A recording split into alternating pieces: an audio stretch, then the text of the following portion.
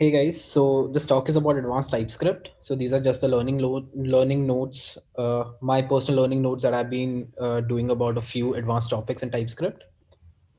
So my name is Rajat, and this is a pretty old photo of mine. Uh, I have been working as a front-end engineering manager at Certa, and you can find all of my work and posts about TypeScript and React.js at my GitHub and Twitter. If you have any question, feel free to reach out.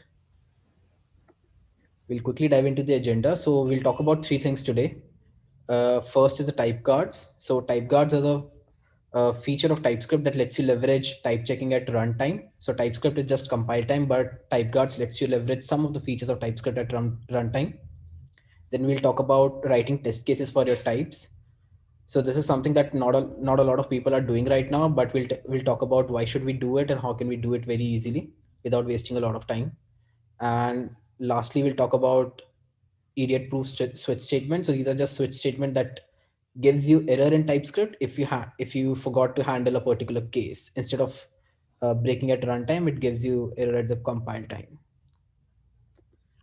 So we'll start with type guards. So the TypeScript doc defined type guards as some expression that performs runtime check that guarantees types in some scope. So these are the expressions that the main term here is the runtime check, and that guarantees the type in some scope. So let's say you have a variable defined of data type any. So if you define any variable as any, you lose all of the type checking mechanism of TypeScript and you fall back to JavaScript. And so that is a very bad thing. But let's say you have a variable that has data type any, and if you do something like if type of data is equals to number, TypeScript will automatically infer the type of data inside this scope as number. So even though the statement will run at runtime, the data the data type of data variable is inferred as number on the compile time in this particular scope. So this is a particular type of type guard, the first class type guard that TypeScript provides. Type guard basically lets you narrow down a type of a data. So initially the data type was any, so it was a blanket data type. It could have been any data. And then inside this particular scope, by using type guard, type of is a type guard that TypeScript provides. You actually narrowed it down to a number data type. If you look at a actual use case, so let's say you're making an API call, you're making get API call to fetch a count of a resource from the server. By using Axios, you can simply do axios.get your API URL, and then you'll access the .data variable from the response. .data member of the response is the part where actually the response return from the server resides. So you can actually access that, and this response is of type any because your client doesn't know the data type returned from the server. So it actually takes it as any. This is a user defined type guard. Assert is number, which actually asserts is as number. And so in line number 7, the response has data type as any because it's a third party data type and we don't know what the data type of it will be. But in line number 12, TypeScript infer this data type, its data type as number at compile time. So this function is a user defined data type guard, which actually makes this difference from line number 7 of any data to line number 12 of data type number. How this actually matters to us is, without using a type guard, the function signature of fetch count was a function that takes nothing but returns a promise that resolves to any, which is a bad sign and which could lead to a bunch of errors inside your code. After using this assert is number type guard, this function signature converts into a function that takes nothing but resolves to a promise that resolves to number. So instead of having a blanket data type, you narrow down the data type to a number without defining an explicit function signature to your fetch count function. So this is the power of type guards that lets you actually narrow down your data type from any to a specific data type. We can do this in a more complex manner also. So let's say you're making a API call to get a list of employees, and an employee is your custom data type, which has these bunch of strings. So you can create a type guard called assert is employee array. So initially the data returned from the API will be of type any. And if you run this type guard on your response from the API, the inferred type of this response will become an employee array. So how do we actually write these type guards? So we'll see an implementation of assert is employee array type guard. So I have this basic code written. So this is a function that it takes nothing but resolves to a promise of any. And this is an employee data type. This is my type guard. Assert is employee type guard. We're going to write the implementation of this. So before writing the implementation, let's write a function that actually checks if a data is of type employee. So we'll write a function called is employee that takes data of type any. Rajat, Yeah, we can see only your slides, not your code. you can't see the code right now. No. Okay. Maybe you shared only your browser window. Maybe you have to share the entire window. I When should you, stop actually. It's the same setup that I started with initially. okay. Maybe can you stop and reshare your screen, entire screen? Yeah. I'll do that.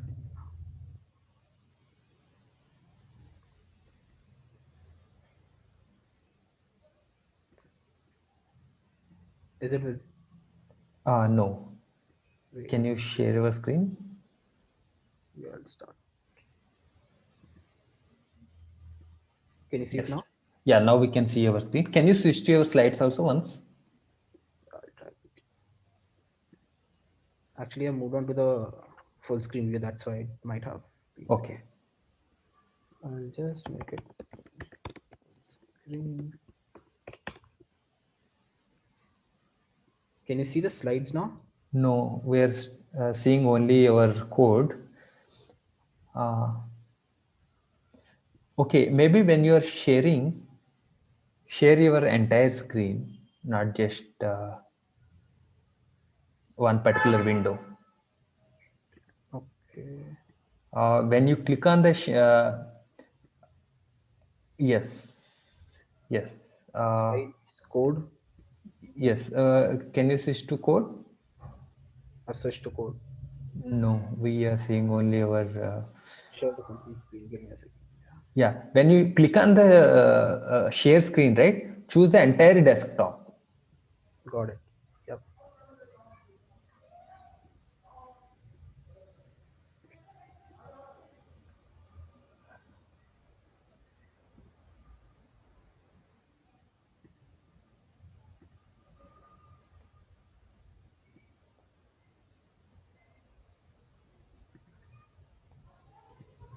Can you try? Yeah, I'm trying. Just a second. Just make it full screen. Share screen.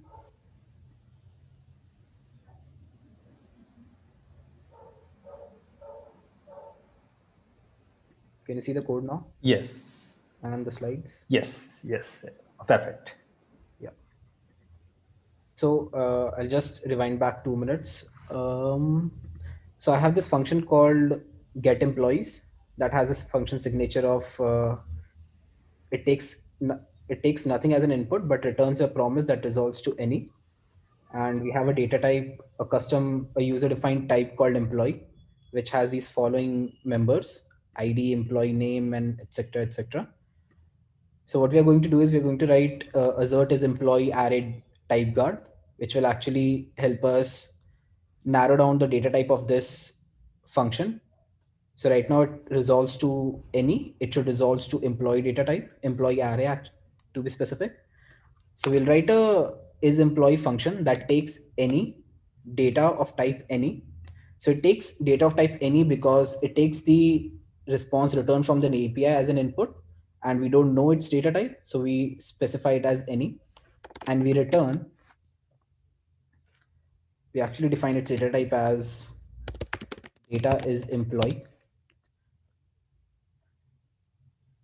and we can use the type of type guard, and we can use it to compose and create a custom user defined type guard. So if data dot id is string and type of data dot employee name is string and type of data dot is, I'll just copy it from here, is also string.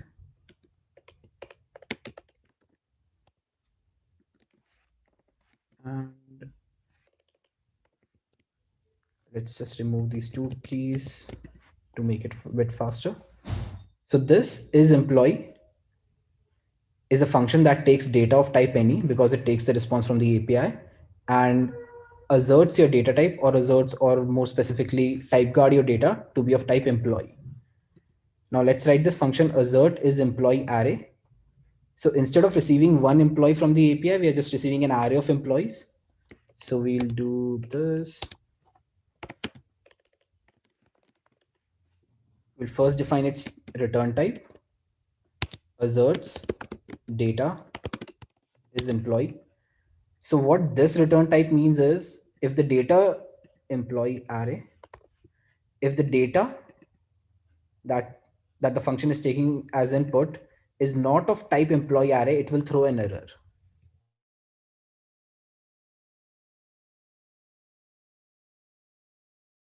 Check if it's not an array, will throw an error.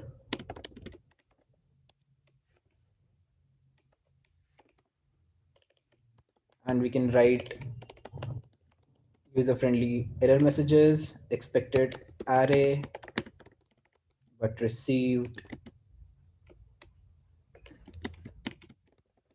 json.stringify, and we can stringify the data to provide better messages. And then we'll check if it is an, if every member of the data is of type employee using is employee function. If data dot sum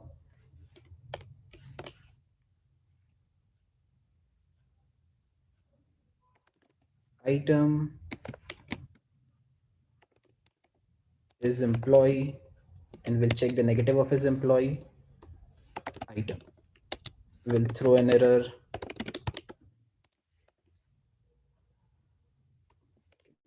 Throw type error saying expected employee. We were expecting each element of the data array to be of type employee, but we received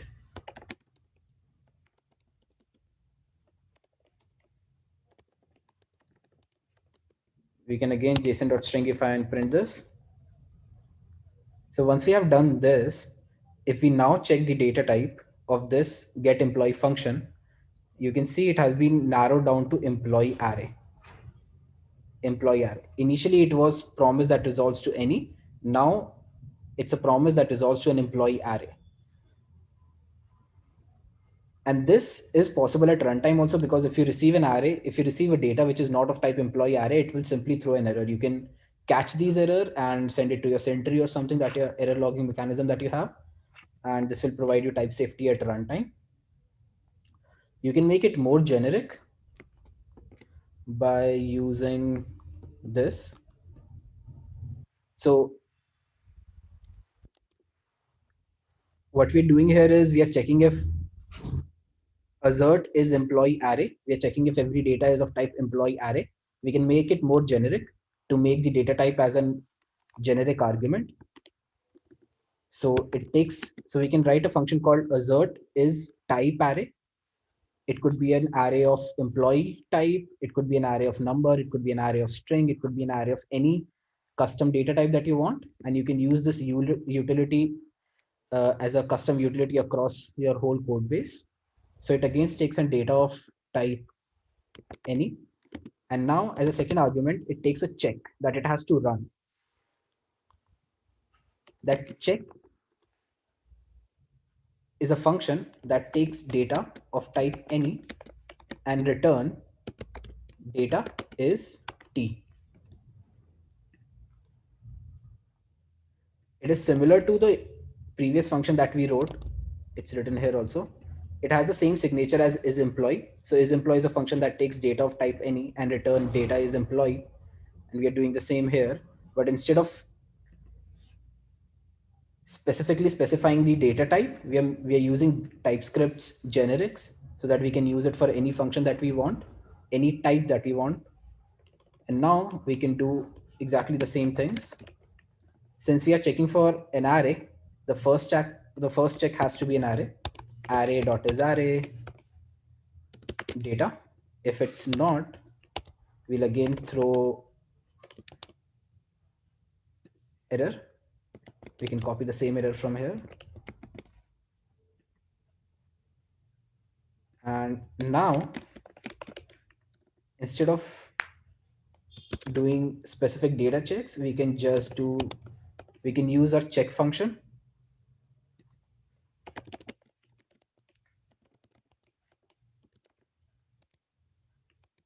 And then we can throw the same error.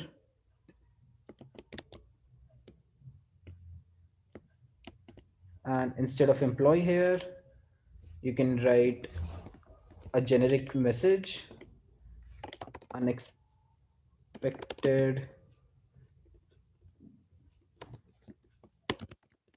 data type received. And now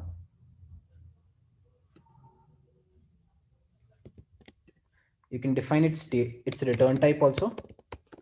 Asserts data is t array. So if you see the signature of this is the same function as we wrote before, but instead of working on is employee or employee type specifically, it works on a generic type t. So it takes data and check. A check is again a function that has the same function signature as is employee.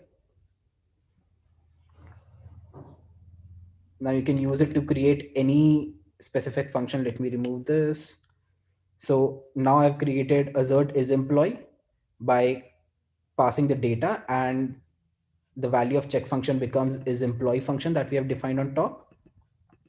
And you can use it to create assert is number array, assert is string array, by passing a different check functions every time that you're calling it. So this becomes a general utility for type guards. I'll just move on to the slide where we have.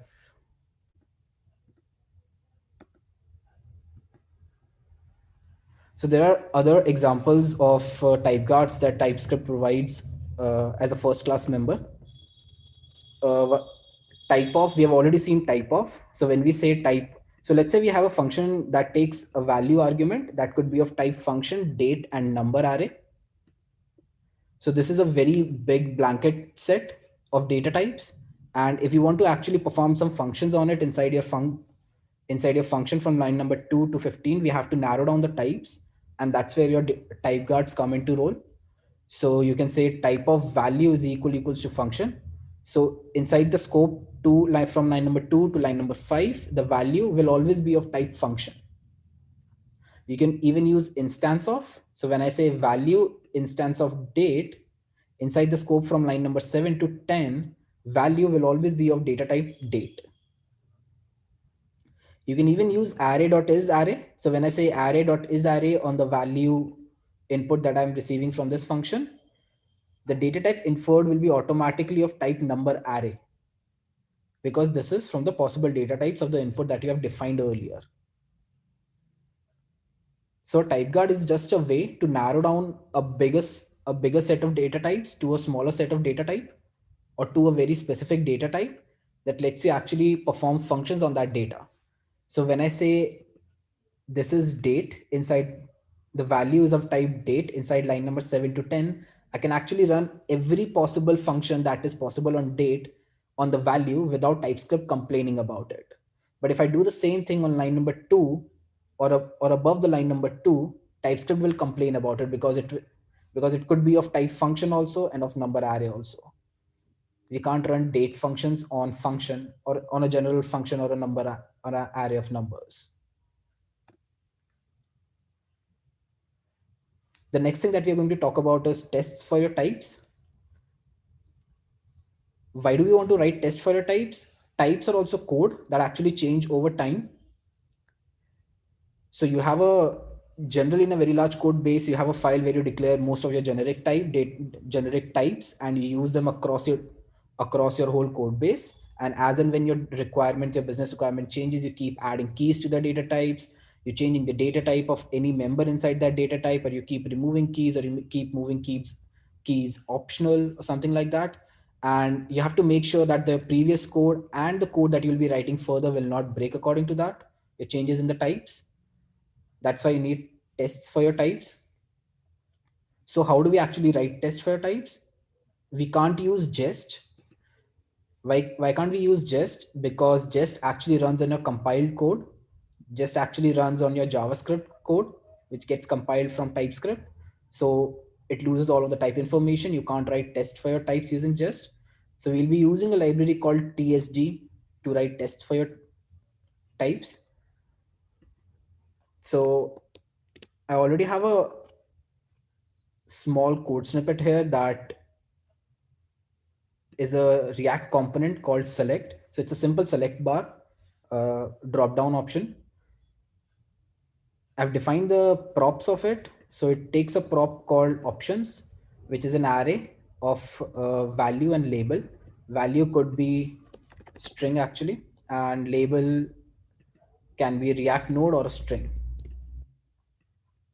So what I'll do is I'll quickly build this thing. I'll clear it, yarn build. Yarn build just simply runs the types tsc command.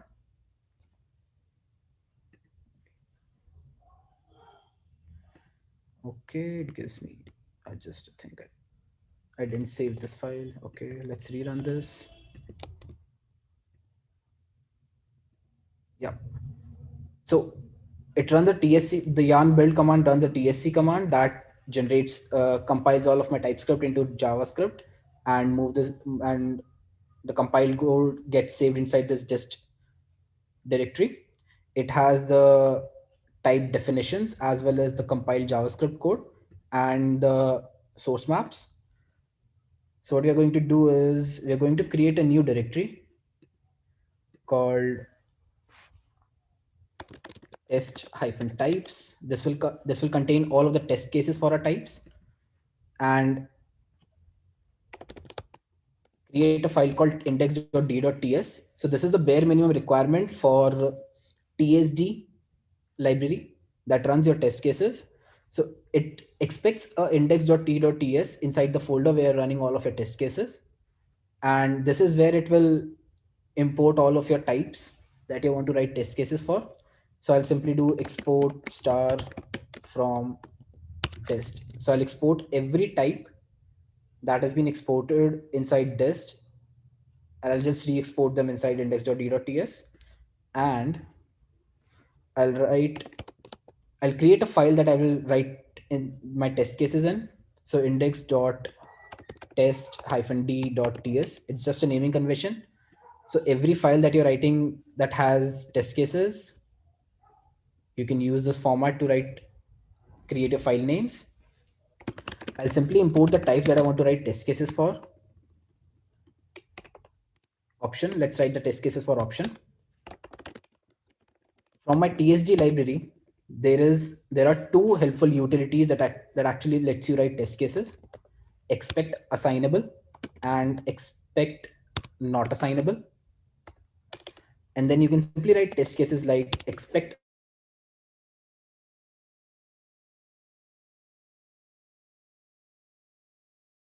assignable to label, expect assignable to label and value.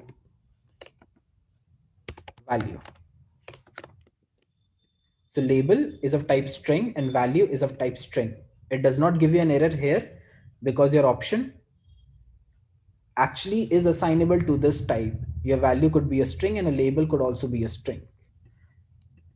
When I write it like this, Let's write a test case that actually fails. So I say label is of 1 and value again string. Sorry. I'll write label as label and value as 1. Since value could only be string and we are providing it as a number here, it gives you an error saying the number is not assignable to type string. So this is the error that this is how you write test cases for your types. How do we actually run it on a CI platform? So you can actually, so I have a command in my package JSON, tests colon types. I can run this command directly. Yarn test colon types, and I'll provide the name of the directory that contains all of my test cases.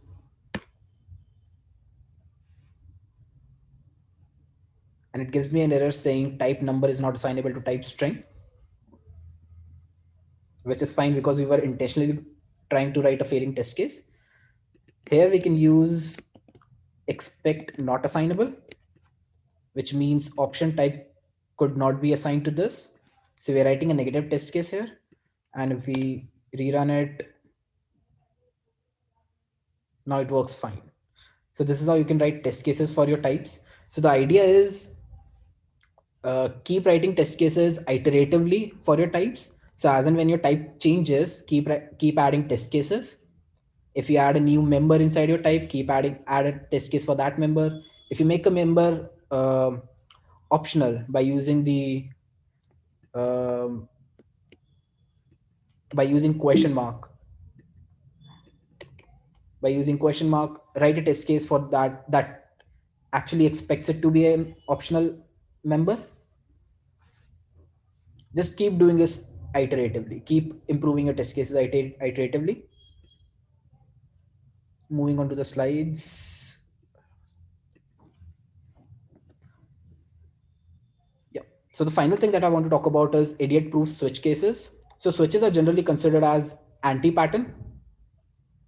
People will recommend you to not use switch cases, but there are actual valid use cases for switch, where you have a where you want to make a huge if else if condition.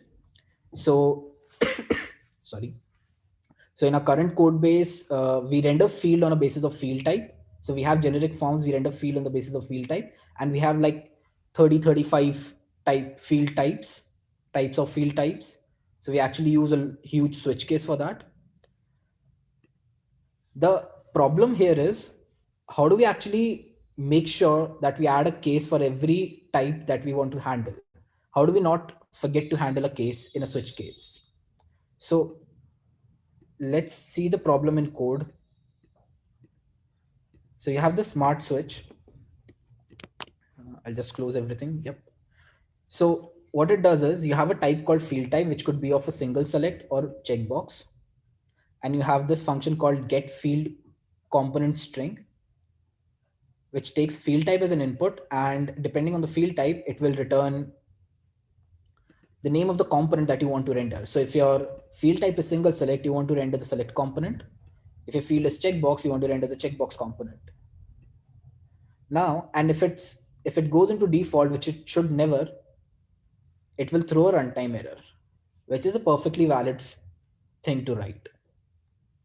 Idea is for this to never go inside the default, so it will never throw an error. If there is some error in your API which returns a field type that the front end is not aware of, it should throw an error, and that is a perfectly expected thing. Now, what happens is a new developer comes in and he's asked to add a new field type. He simply comes up and adds this field type called multi-select. And he forgets to handle a case inside this. The only place where you'll actually see an error happening is at the runtime in the browser when when your users are actually using your application. There is no compile time warning or error for this.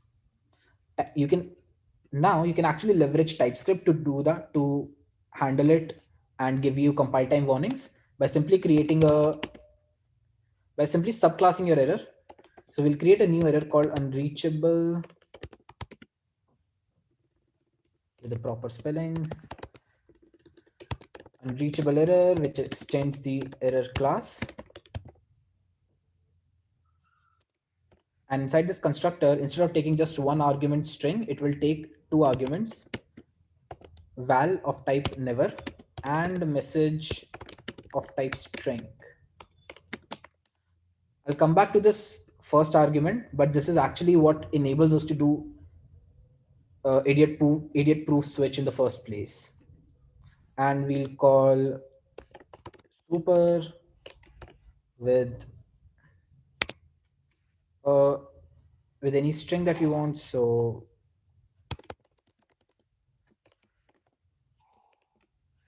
unreachable code reached, and we can use the message.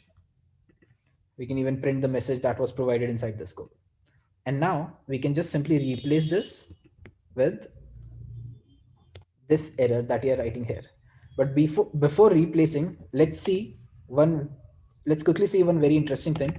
If I see the inferred type of field type here, after removing this case, the inferred type of field type is never. It's never because it field type could be of two, could have two possible values, single select and checkbox, which you have already handled. And if still the code has reached the default clause, that means the type of this could be is never, which means it could be nothing. Never means nothing. But when I go ahead and add multi select, the type becomes multi select. It becomes multi select because we have already handled single select and checkbox. Now, that is the thing that we are going to leverage, and we are going to remove this thing to right here and field type.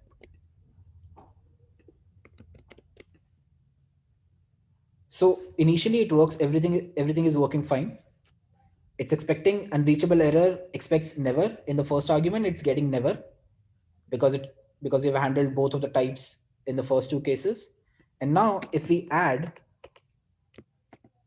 multi-select and we don't add a case here, TypeScript will start complaining because now the field type is multi-select and it was expecting never. So this is how you can actually write a idiot proof switch case, which forces you to handle all of the cases at compile time.